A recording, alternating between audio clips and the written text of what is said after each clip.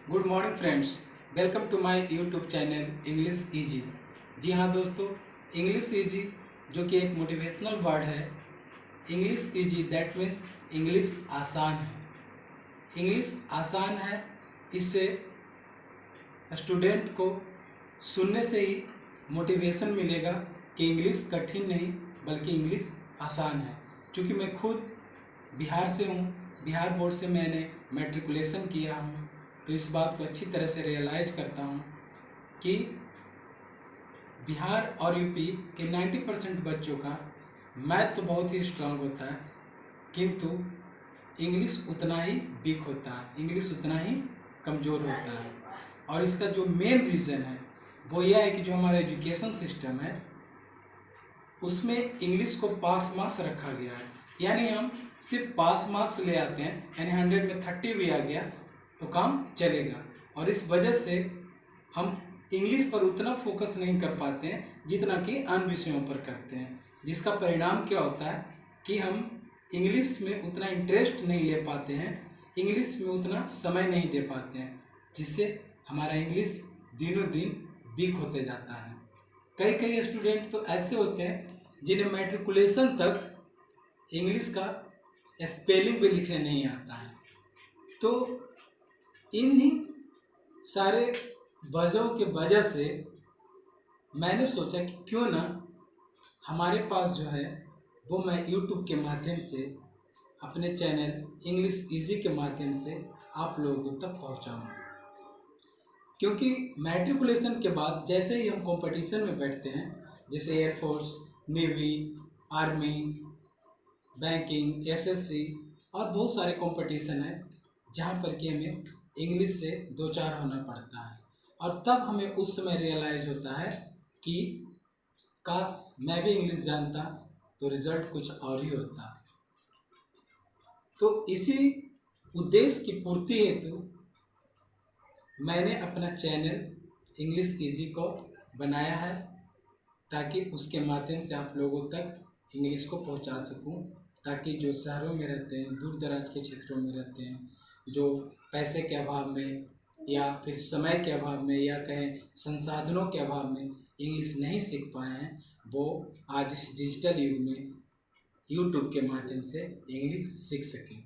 Dear friends, चूँकि अभी हम लोग कोविड-19 कोरोना जैसे महामारी के दौर से गुजर रहे हैं, तो आप भी देख रहे होंगे कि मैं कैसे बिल्कुल एकदम विपरीत परिस्थिति में, हमारे पास भी चूँकि अभी संसाधनों की कमी है और उस स्थिति में भी मैं वीडियो शूट कर पा रहा हूँ, ताकि मैं जो इस चैनल का शुरुआत किया हूँ, जो मेरा मोटो है इस इंग्लिश इजी चैनल को शुरू करने का, एटलीस्ट उसे कम से कम आप लोगों तक पहुंचा सकूं। इसी उद्देश्य से मैं आज ये वीडियो शूट कर रहा हूं। और ज़्यादा समय न लेते हुए मैं आज अपने टॉपिक पर आता हूं। डियर फ्रेंड्स, आप भी देख रहे हो कि किस तरह से मैंने आज ये अपना ये सेटअप किया हूं, ताकि मैं आप लोग को कुछ बता सकूं। डियर फ्रेंड्स, कुछ बताने से पहले मैं चाहूँगा कि अपने अपने बारे में मैं अपना आज परिचय दे दूँ, because it's a first time that I teach online, या यू कैन से यूट्यूब पर मेरा ये पहला टीचिंग है। ऑनलाइन के माध्यम से मेरा पहला टीचिंग है, और हो सकता है बहुत सारे चीज़ों में कमियां हो, बहुत सारे चीज़ को मैं गलती कर रहा हूं, तो प्लीज़ इस चीज़ को इग्नोर कीजिएगा। और जो मैं आपके साथ शेयर करना चाहता हूं, बेसिकली उस चीज़ों पर फोकस कीजिए। तो फ्रेंड्स, सबसे पहले मैं अपने बारे में आपको में बता दूं कि मेरा नाम मिलन कुशवाहा है और मैं बिहार राज्य से हूं, बिहार राज्य फ्रॉम नालंदा डिस्ट्रिक्ट। और वर्तमान समय में मैं इंडियन रेलवेज में गुड्स गार्ड के पद पर कार्यरत हूँ। Dear friends, now come to the point, and today my topic is how to introduce yourself. आज का जो टॉपिक है वो बहुत ही रिलेवेंट एंड इम्पॉर्टेंट टॉपिक है, क्योंकि ये जो टॉपिक है हाउ टू इंट्रोड्यूस योरसेल्फ, आप अपना परिचय किस प्रकार से दीजिएगा। फ्रेंड्स, चूँकि जिस तरह से मैं बोल रहा हूँ कि आज का जो टॉपिक है हाउ टू इंट्रोड्यूस योरसेल्फ, आप अपना परिचय किस प्रकार से दीजिएगा।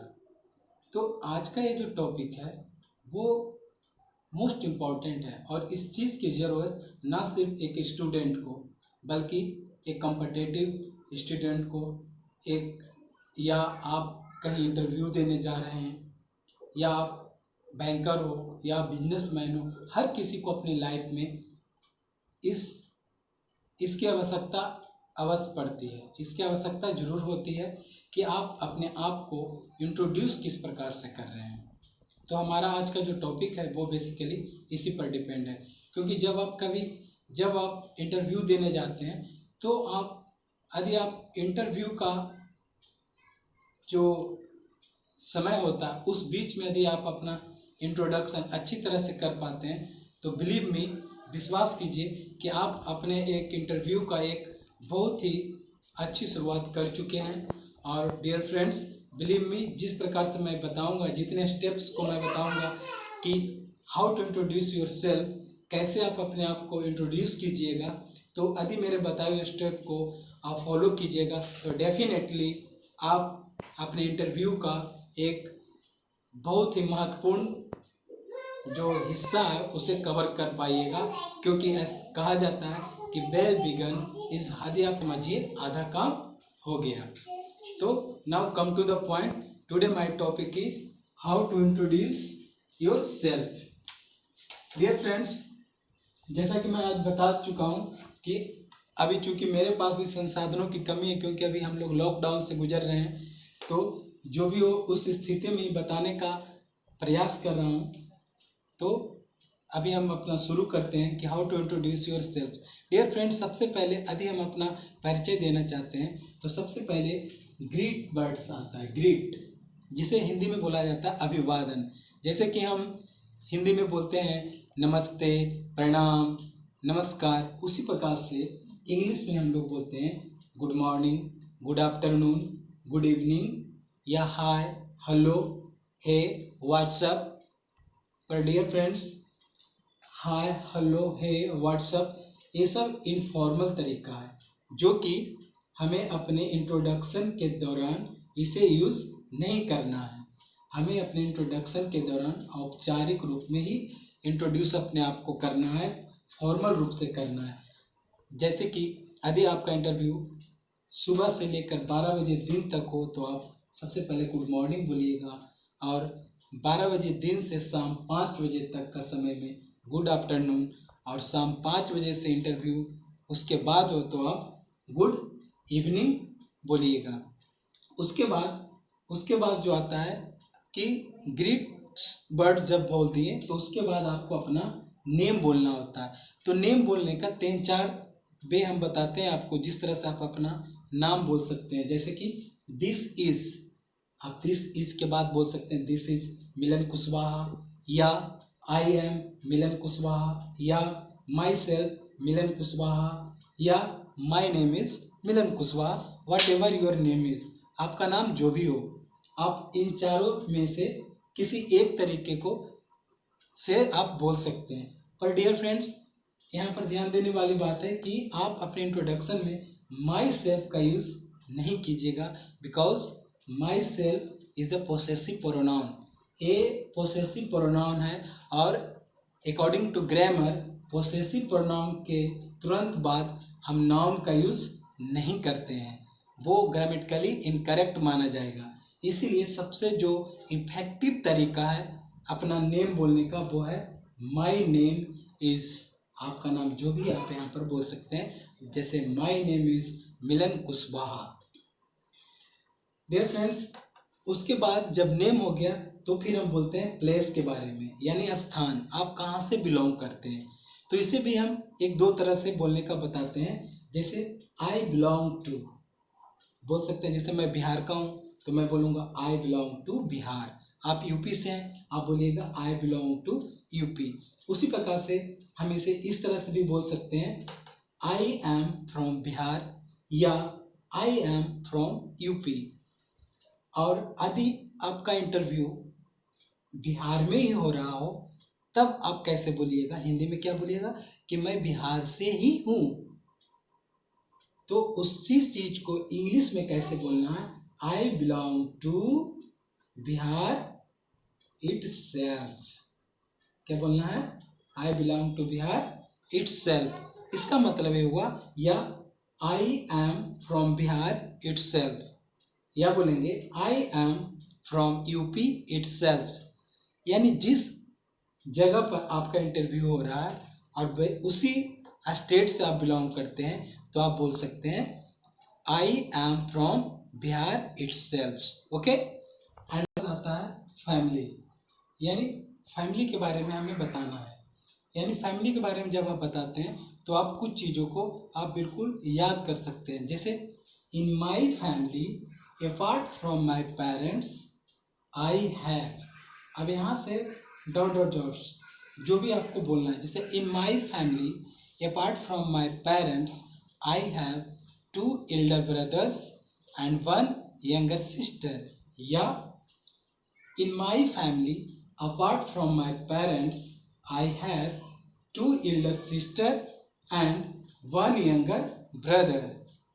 या आप ऐसे भी बोल सकते हैं कि अगर आपके घर में दादा दादी भी हों तो आप दादी को क्या इंग्लिश में हम लोग बोलते हैं, ग्रैंड मदर, या दादाजी को क्या बोलते हैं, ग्रैंड फादर।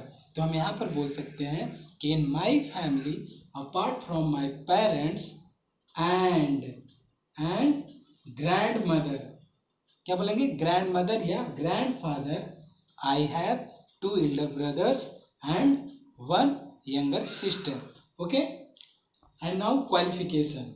उसके बाद आपको क्वालिफिकेशन के बारे में बताना है। जैसे यदि आप एक स्टूडेंट हो तो आप सिंपली बोल सकते हैं आई am in class 6। I am in class 6। यहाँ पर 6th बोलिएगा तो वो ग्रामेटिकली रॉन्ग होगा, तो इसको 6th नहीं बोलना है। कई बार कंपटीशन में भी पूछ देता है, दे देता है आई एम इन क्लास और डॉट 6 या 6th, तो यदि हम 6 डाल देंगे तो वो ग्रामेटिकली इनकरेक्ट माना जाएगा। तो right form is I am in class 6। तो क्लास 6 नहीं बोलना है, बोलना है आई am in class 6 not 6। This is grammatically incorrect. या आप बोल सकते हैं आई एम इन 6th स्टैंडर्ड। यदि आपको 6th बोलना है तो आपको बोलना है आई am in 6th standard not 6। This is grammatically wrong. I am in 6th standard, 6 नहीं, ये गलत है, ग्रामेटिकली गलत माना जाएगा।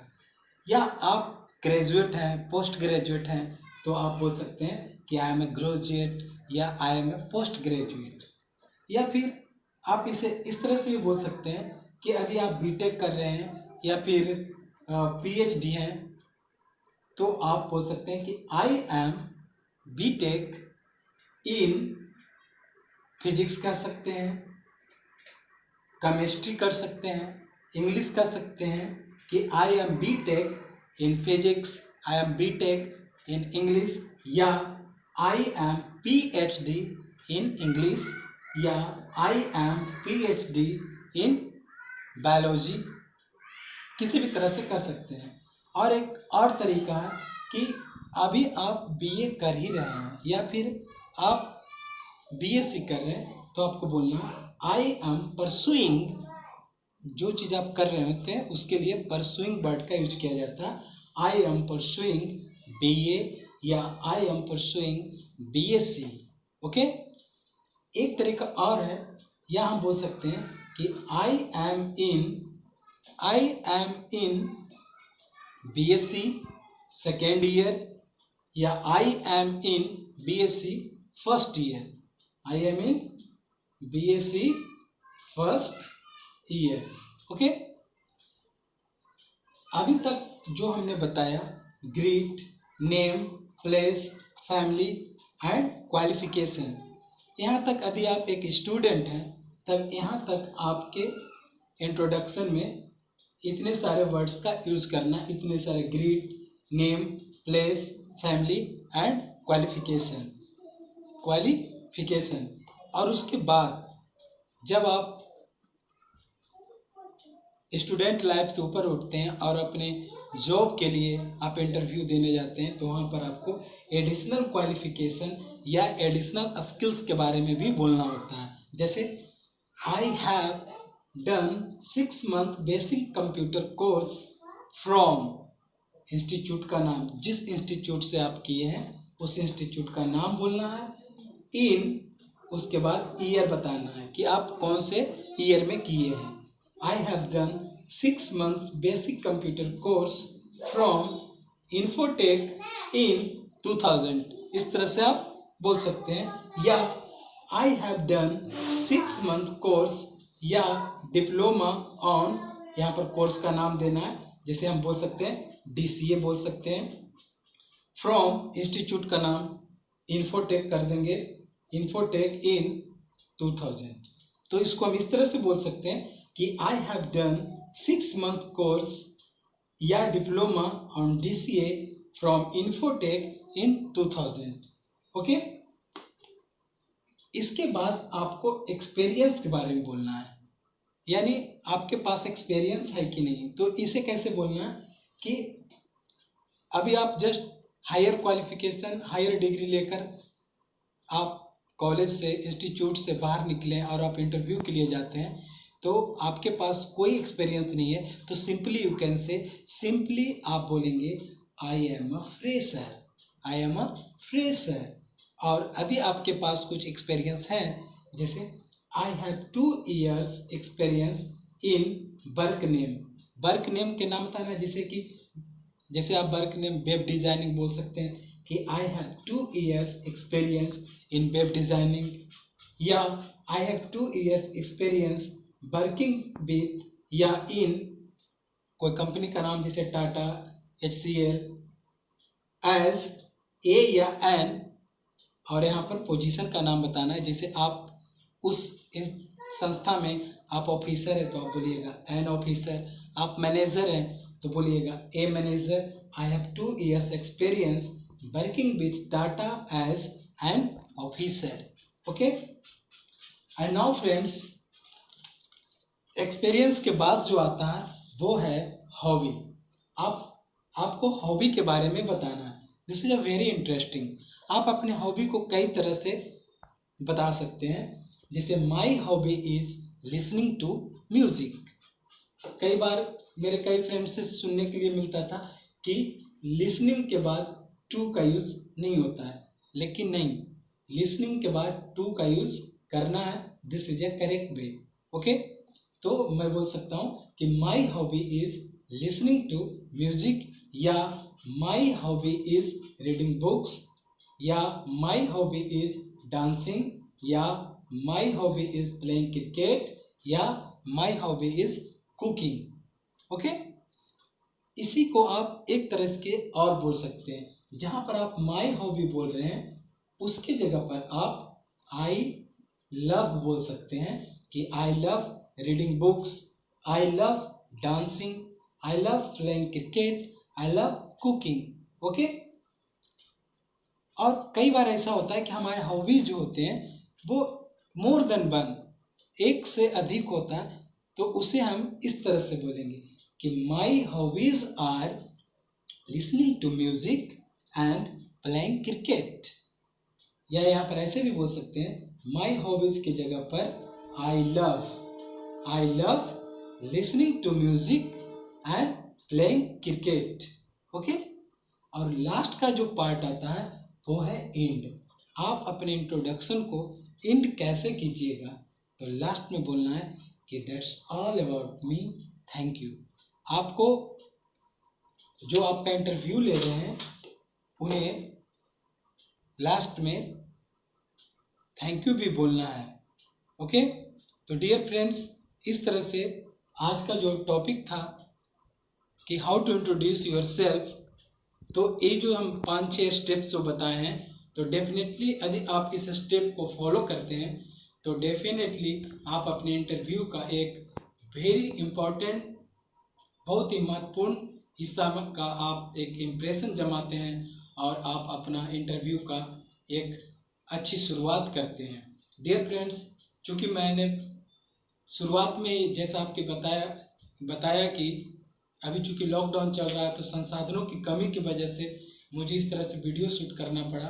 पर मेरा जो मेन मोटो है कि दूर दराज के क्षेत्रों तक, वैसे स्टूडेंट तक जो इंग्लिश सीखना चाहते हैं, इंग्लिश पढ़ना चाहते हैं, इंग्लिश को समझना चाहते हैं, मैं उनके लिए स्पेशली इस चैनल की शुरुआत किया हूँ।